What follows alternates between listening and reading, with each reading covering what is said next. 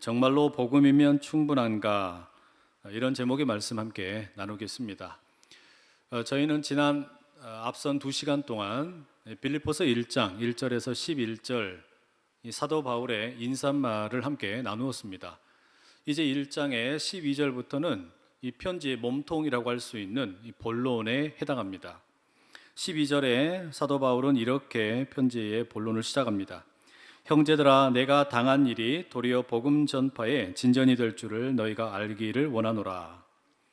이 구절을 보면 사도 바울이 먼저 자신이 당한 일에 대해서 이야기를 시작합니다. 다른 바울 서신들과 비교를 해보면 바울이 자기 이야기로 이 편지의 몸통의 본론 이야기를 시작하는 것은 참 드문 경우입니다. 빌립보서를 제외해 놓고 나면 고린도 후서 정도가 자기 이야기로 시작하는 예외적인 경우입니다. 그럼 왜 이 사도 바울이 자기 이야기를 가지고 이 편지의 몸통을 시작하느냐? 바울이 감옥에 갇혔다라는 소식을 이 빌립보 교회 성도들이 들었기 때문입니다. 그런데 바울이 갇혀 있는 이 감옥이 보통 감옥이 아닙니다.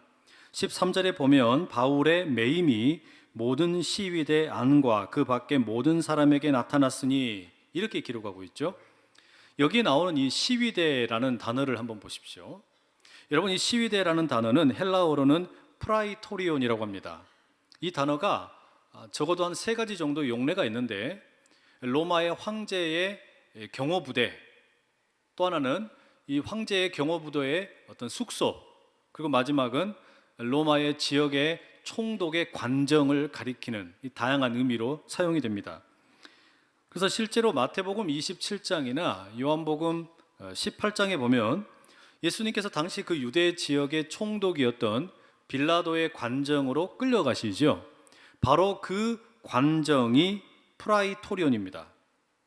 또 우리말 성경 마가복음 15장 16절은 군인들이 예수를 끌고 브라이도리온이라는 뜰 안으로 들어가서 이렇게 번역해 놨는데, 이 마가복음의 경우에는 프라이토리온을 그대로 음역을 했다라고 말할 수 있습니다. 그럼 여러분, 지금 바울이 어딘가 감옥에 갇혀 있는데 이 감옥은 어떤 감옥이겠습니까? 예수님의 경우처럼 로마의 한 지역의 총독의 관정이겠습니까? 아니면 로마 그 수도의 황제의 경비부대에 끌려갔다는 이야기겠습니까? 정확하게 알 수는 없지만 많은 학자들이 생각을 할 때 이 빌립보서가 기록된 곳이 로마일 것이다 라고 이야기합니다. 그러면 바울이 지금 갇혀 있는 곳은 그냥 다른 일반적인 곳이 아니라 로마 제국 전체의 수도인 로마의 황제 경비부대에 끌려갔다는 이야기예요. 그런데 여러분, 이 황제의 경비부대가 어떤 곳이냐면 로마에 어마어마하게 많은 군대들이 있는데 그 가운데서 제일 뛰어난 군인들만 모아놓은 정예부대입니다. 여기는 이 군인들의 급료가 다른 부대의 2배쯤 되고, 또 이들이 맡고 있는 주된 임무는 뭐냐면 황제에게 재판을 받게 된 사람들, 그들을 감시하고 지키는 것이 주된 임무입니다. 바울이 이렇게 가장 군기가 세고 가장 정예부대인 브라이도리온에 끌려갔다. 빌립보 교회 성도들이 이 소식을 듣고 충격을 받은 거예요. 그래서 바울의 건강은 괜찮은지, 로마 황제에게 상소한 재판의 결과는 어떻게 될 것 같은지 여러 가지 염려를 하게 됩니다. 바울은 이런저런 염려를 하고 있는 이 빌립보 교회 성도들에게 자신은 괜찮다라고 안심을 시켜줘야 되지 않겠습니까? 그래서 다른 어떤 이야기보다 자기 이야기를 먼저 시작을 하는 겁니다. 그런데 빌립보 교회 성도들은 그저 바울이 건강이 괜찮다, 안위에 문제가 없다, 이런 이야기만 듣고 싶은 게 아닙니다. 사실 지금 빌립보 교회 성도들이 감옥에 갇혀 있는, 그것도 로마 황제의 친위 부대에 끌려간 이 바울에게 정말 듣고 싶은 이야기는 따로 있습니다. 믿음의 이야기입니다. 사도 바울이 빌립보 교회 성도들에게 예수님을 전했지요. 그래서 이들이 예배를 드리게 되었고 기도하는 법을 배우게 되었고 그리스도 안에서 교제하는 법을 배웠습니다. 복음을 따라 사는 법을 배웠습니다. 그러나 지금 빌립보 교회 성도들은 믿음이 흔들리는 겁니다. 왜냐하면 자신들이 그렇게도 바라보고 존경하던 사도 바울이 브라이도리온에 끌려갔기 때문입니다.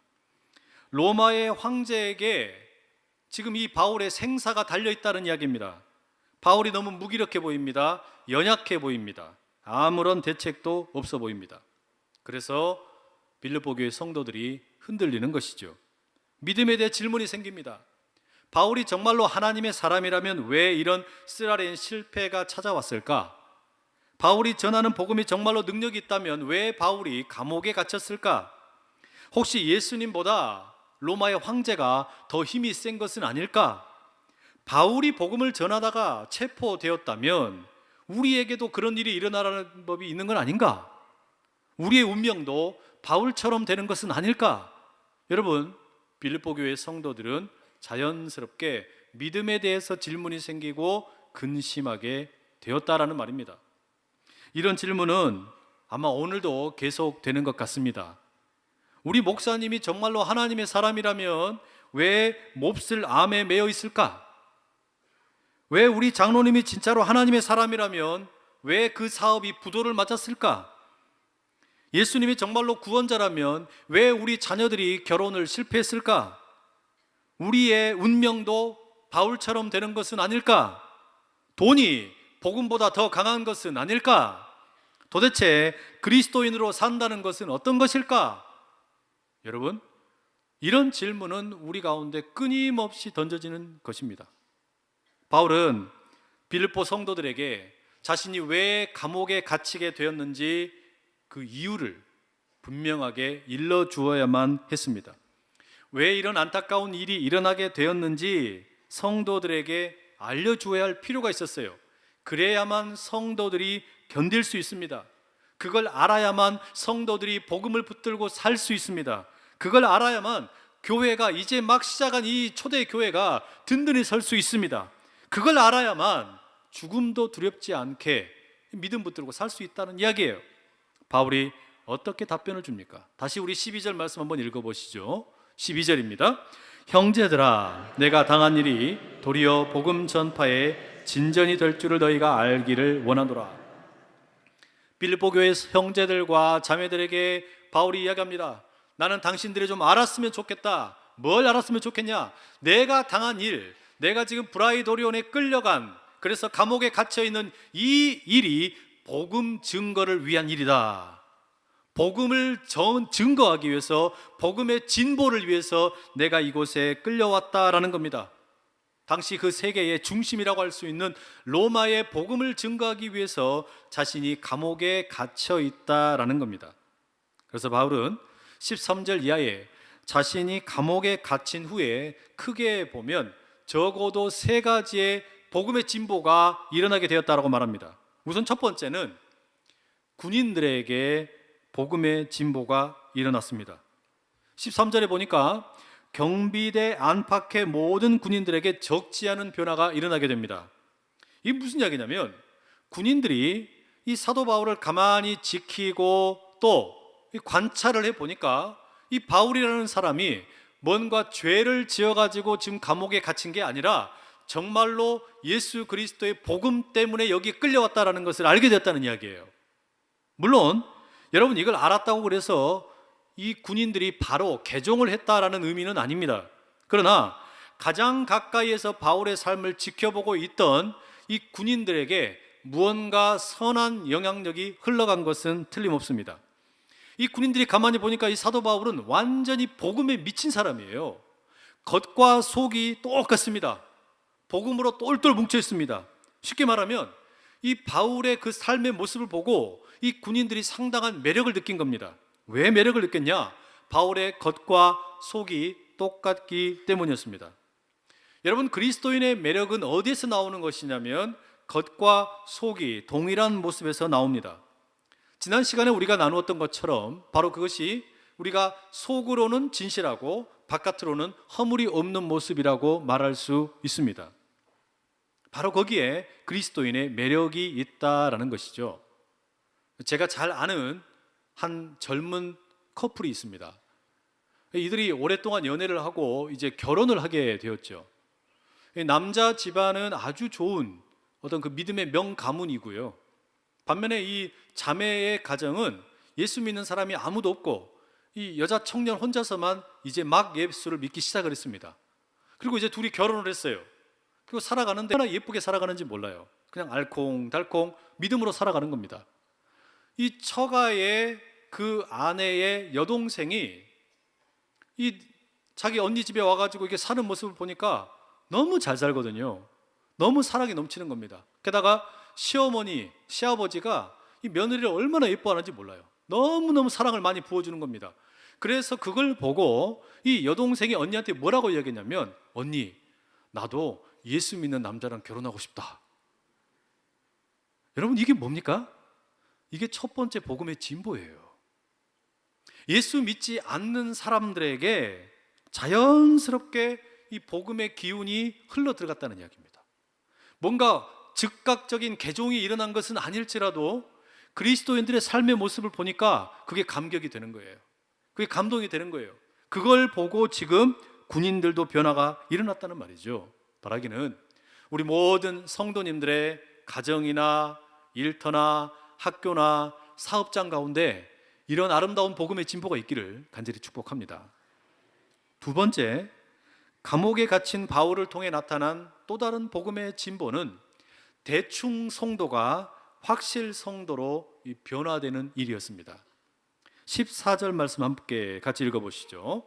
형제 중 다수가 나의 매임으로 말미암아 주 안에서 신뢰함으로 겁없이 하나님의 말씀을 더욱 담대히 전하게 되었느니라. 여기서 이야기하는 이 형제라는 것은 지금 사도 바울이 갇혀 있는 그 로마에 있는 성도들을 말합니다. 그러니까 로마에 있는 성도들이 무언가 변화를 경험했다는 거예요. 사도행전 28장 맨 마지막 절인 30절과 31절에 보면 바울은 그 로마에 자택에 구금된 채 갇혀서 약 한 2년 정도의 시간을 보내게 됩니다. 바로 그때 수많은 사람들이 바울을 찾아오지요. 바울은 그들에게 하나님 나라의 복음을 거침없이 담대하게 가르쳤다라고 기록하고 있습니다. 사도행전이 그렇게 끝이 납니다. 그 다음에 무슨 일이 있었는지 우리가 알 길이 없죠. 그런데 오늘 본문 빌립보서 1장 14절의 내용을 보니까 바울의 가르침을 들었던 그 성도들, 그 나약했던 성도들, 대충 예수 믿던 성도들이 어떻게 된 거냐면 확실히 믿는 성도가 되어가지고 사도 바울이 거침없이 담대하게 복음을 증거했던 것처럼 이들도 담대하게 복음을 전했다라는 겁니다. 아니 여러분, 이 로마의 성도들의 이 담대함이 지금 어디에서 나온 겁니까? 뭐 로마의 황제가 교회를 핍박하던 일을 이제는 안 하는 겁니까? 아니에요. 그러면 그 로마 도시에 살고 있는 사람들이 복음에 대해서 우호적으로 변하게 된 겁니까? 그것도 아니에요. 사실상 여러분, 환경이 달라진 것은 아무것도 없습니다. 오로지 달라진 것은 이 성도들 속에서 역사하는 복음의 능력이 확실하게 일어난 겁니다. 이전에는 흐리멍텅하게 믿고 있던 이들이 바울의 가르침을 통해 가지고 하나님 나라의 복음에 대해서 확신을 갖게 되고 이제 더 이상 그냥 나약한 성도가 아니라 용감무쌍한 성도로 변화되었다라는 의미예요. 그래서 사도 바울이 감옥에 갇힌 이후에 나타난 복음의 진보 두 번째는 대충 성도가 확신 성도가 되었다는 이야기입니다. 여러분, 우리 안산제일교회에 이런 복음의 진보가 있기를 축복합니다. 여기에 누가 오든지 간에 어디에서 오셨든지 간에 대충 믿던 성도가 확실히 믿게 되고, 대충 헌신하던 성도가 확실히 헌신하게 되고, 대충 회개하던 성도가 확실히 회개하게 되고, 대충 봉사하던 성도가 확실히 봉사하게 되고, 대충 예배를 때우던 성도가 확실히 예배의 감격에 빠지고, 대충 기도하던 성도가 확실히 기도하는 성도로 변화되는 역사가 우리 가운데 있기를 축복합니다. 세 번째, 감옥에 갇힌 바울로 인해서 나타난 복음의 진보는 이게 참 기가 막힌 일입니다. 경쟁자들을 통한 이 복음의 진보입니다. 15절 말씀 함께 같이 한번 읽어보실까요? 어떤 이들은 투기와 분쟁으로, 어떤 이들은 착한 뜻으로 그리스도를 전파하니. 여러분, 이 구절에 의하면 사도 바울에게 이 복음을 증거하는 일에 있어서 경쟁자들이 있었던 것 같아요. 그러니까 함께 열심히 같이 복음을 증거를 하는데 이들이 서로 간에 라이벌 의식이 있었다는 것이죠. 그런데 안타깝게도 이제 바울이 어떻게 된 겁니까? 감옥에 갇혔습니다. 그러자 한편에 있는 어떤 사람들은 그 사도 바울이 감당했던 몫을 사랑과 선의를 가지고서 그것을 메우기 위해서 자신들의 사역을 더 많이 열심히 감당했다는 겁니다. 그래서 복음의 진보가 일어났고, 또 어떤 사람들은 내가 바울을 이겨버려야지, 바울이 100명 전도했다면 나는 200명, 300명 이렇게 전도해가지고 바울보다 더 유명해져 버려야지, 이런 어떤 시기하는 마음으로 더 열심히 복음을 증거했다는 거예요. 이게 지금 15절 이하의 내용입니다. 결국 여러분, 그게 어찌 되었든지 간에 그 경쟁자들이 선한 의도로 열심히 복음을 진보했든지, 아니면 바울을 시기하는 마음으로 복음을 열심히 증거했든지, 바울이 뭐라고 고백하냐면 18절에 이렇게 말합니다.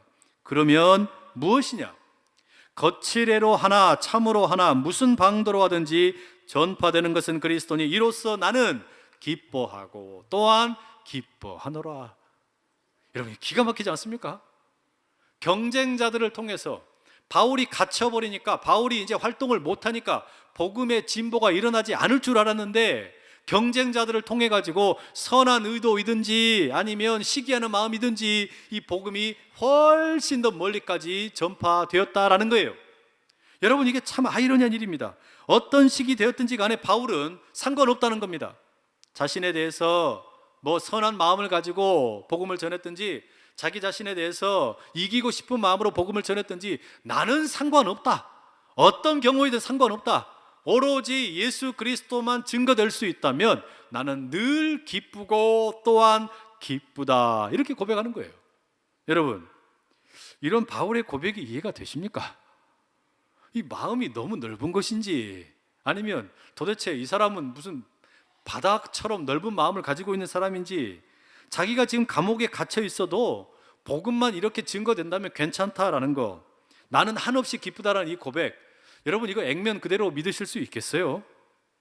심지어는 자신이 지금 감옥 안에 있으면서 감옥 바깥에 있는 빌립보 성도들에게도 뭐라고 이야기하는 겁니까?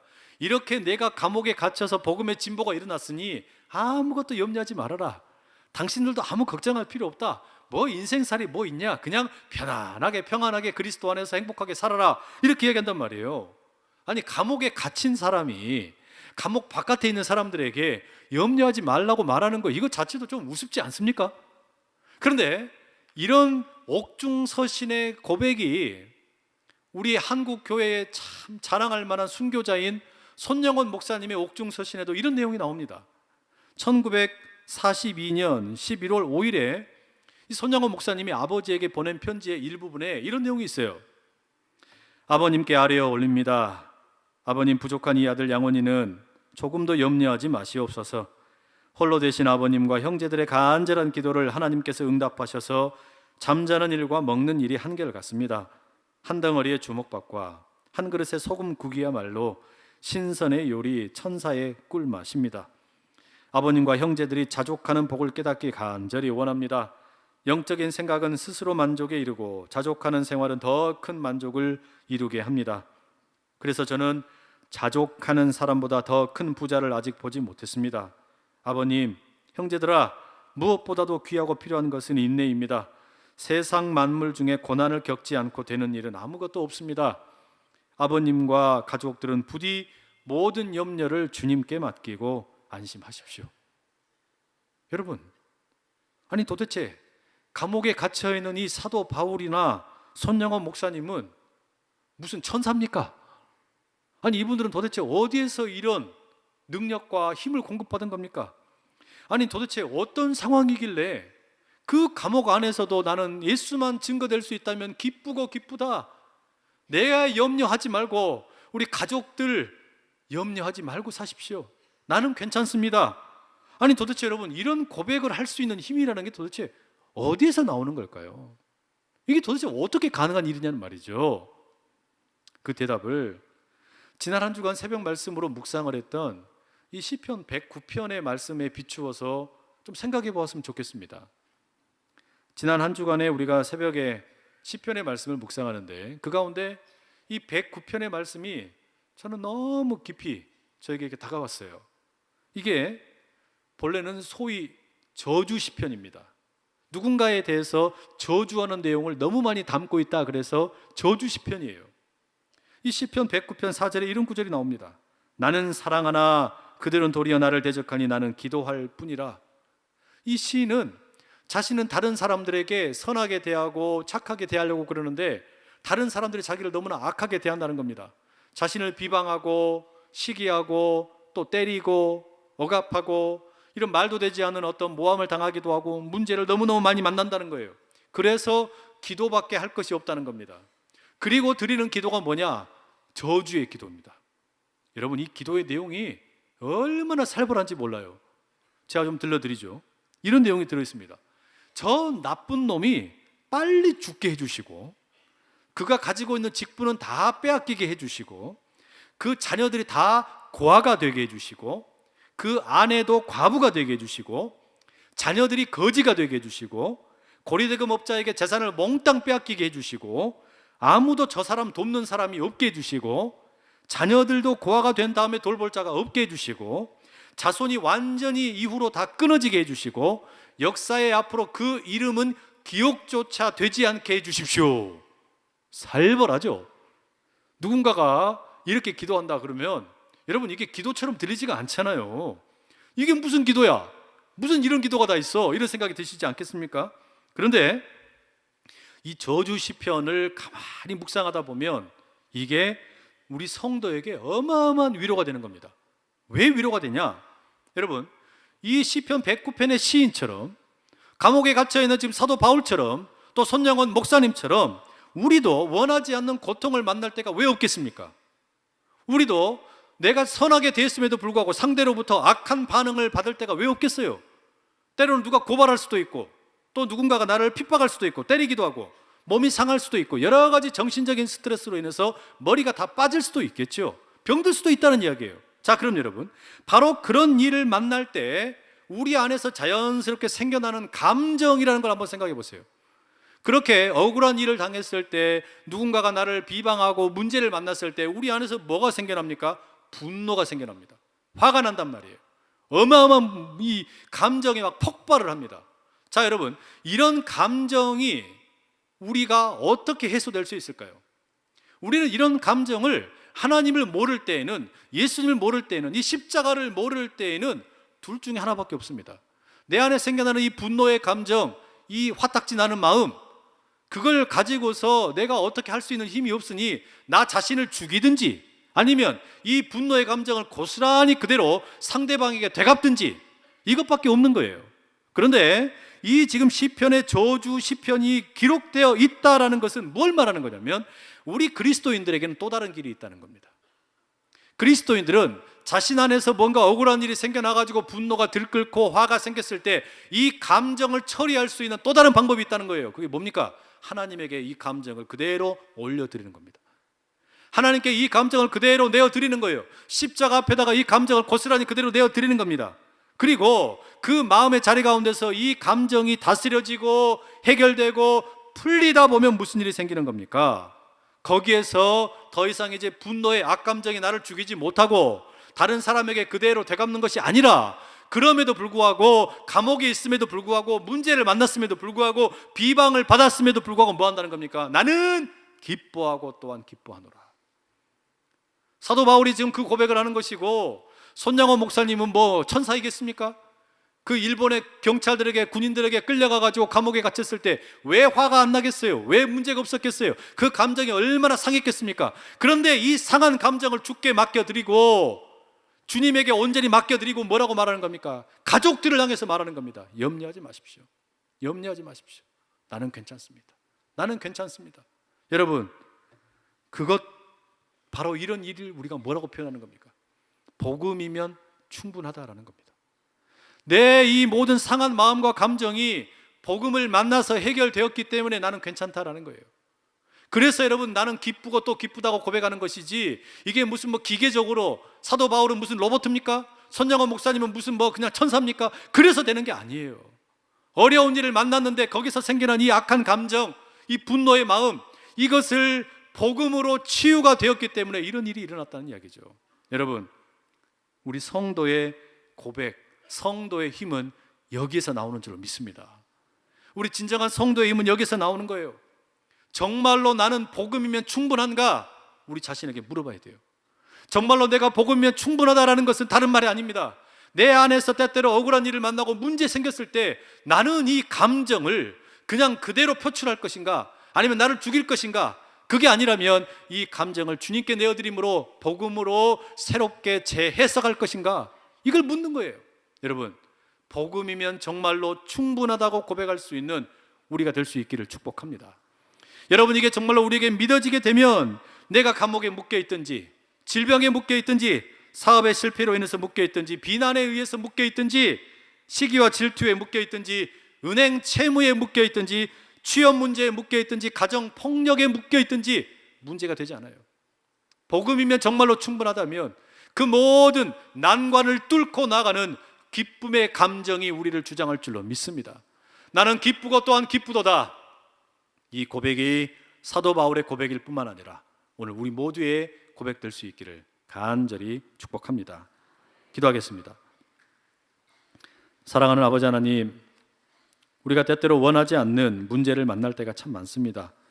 악한 자들에 의해서 시달리고 폭력에 노출될 때도 있고, 질병에 걸리기도 하고, 사업에 실패하기도 하고, 믿음이 연약해질 때가 많습니다. 주님, 바로 그러한 때에 우리의 정직한 감정을 주님께 내어드림으로 복음의 치유가 일어나게 하여 주시옵소서. 감옥에 갇혀 있음에도, 억울한 일을 당했음에도 복음으로 승리했던 사도 바울과 손양원 목사님처럼 우리도 복음이면 충분하다 고백할 수 있게 해주시고, 그 복음의 능력에 휘감겨 살아가게 하여 주시옵소서. 예수 그리스도의 이름으로 기도드립니다. 아멘.